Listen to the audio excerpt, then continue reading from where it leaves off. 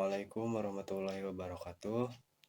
Alhamdulillah, alhamdulillahirabbil alamin wa bihi nasta'in wa ala umuri dunya waddin. Wassalatu wassalamu ala asrofil anbiya'i wal mursalin wa ala alihi washabihi ajmain amma ba'du. Perkenalkan, nama saya Syihabuddin, Prodi Pendidikan Agama Islam, Fakultas Agama Islam, kelas PAI 1B. Yang terhormat Ibu Haja Dewi Bik Lailatul Fauziah LCMA. Duduknya saya di sini untuk memenuhi tugas UTS Matkul Ulumul Hadis. Dalam video ini saya akan menjelaskan tentang perbedaan hadis riwayah dan hadis diroyah. Sebelum ke pembahasan utama, saya akan menjelaskan definisi ilmu hadis. Al-Qawaidul Mu'arrifatu yuhilu rawi wal marwi, yaitu kaidah-kaidah yang mengetahui keadaan perawi dan yang diriwayatkan. Jadi ilmu hadis itu ilmu yang mempelajari tentang keadaan perawi dan yang diriwayatkan. Perawi adalah orang yang menerima serta menyampaikan hadis Nabi. Perawi ditemukan di dalam sebuah sanad. Dan sanad adalah sandaran yang kita bersandar kepadanya dan berarti dapat dipegang dan dipercaya. Apa sih itu marwi? Marwi adalah isi berita yang disampaikan. Marwi ditemukan di dalam sebuah matan. Sanad dan matan adalah dua rukun hadis yang tidak dapat dipisahkan. Jadi kesimpulannya, ilmu hadis adalah ilmu yang mempelajari sanad dan matan.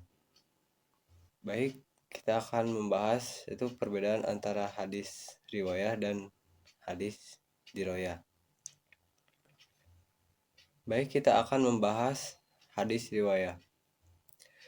Hadis riwayah adalah ilmu untuk mengetahui semua hal yang telah disandarkan kepada Rasulullah SAW, baik perkataan, perbuatan, ketetapan, dan sifat beliau. Baik, kita akan membahas hadis diroyah. Hadis diroyah adalah ilmu untuk mengetahui semua hal yang berkaitan dengan sanad hadis, matan hadis, cara penerimaan hadis, cara penyampaian hadis, sifat-sifat para perawi, dan lain sebagainya. Lanjut, kita akan membahas perkembangan hadis riwayah dan diroyah pada periode Nabi. Pada periode Nabi, riwayah pada periode Nabi, adanya larangan menulis hadis khawatir bercampur dengan Al-Quran. Kan diroyah pada periode Nabi yaitu dasar ilmu hadis, yaitu di dalam Al-Quran surat Al-Baqarah ayat 282. Yang kedua, pada periode sahabat.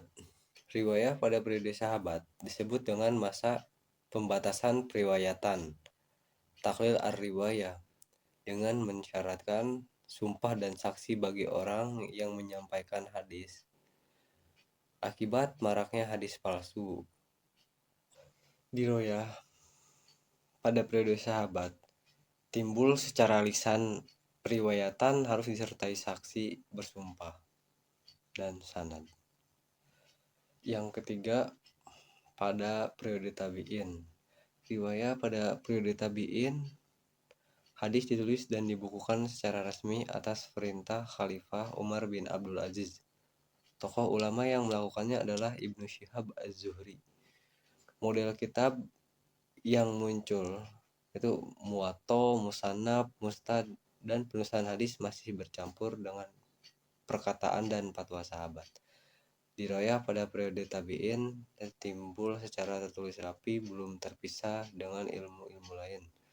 Penulisan ilmu hadis bergabung dengan ilmu fikih dan usul fikih seperti kitab Al-Um dan Ar-Risalah karya Imam Asy-Syafi'i. Yang keempat yaitu pada periode tabi'in. Riwayah pada periode tabi'in, masa keemasan atau kejayaan kodifikasi hadis, masa filterisasi penulisan hadis dipisahkan dari perkataan dan fatwa sahabat. Diroyah pada periode tabi-tabiin telah terpisah dari ilmu-ilmu lain tetapi belum menyatu. Muncul kitab-kitab ilmu hadis seperti At-Tarikh Al-Kabir karya Bukhari, Tobaqot At-Tabi'in karya Muslim. Pada periode selanjutnya yaitu pada periode setelah tabi'in, riwayah penulisan hadis lebih sistematik. Muncul kitab-kitab Mustadrak, Syarah, Ikhtisar. Diroyah pada periode setelah tabi'in berdiri sendiri sebagai ilmu hadis. Kitab ilmu hadis pertama Al-Fasil Bayan Ar-Rawi wa Al-Wai karya Rahmaruzi.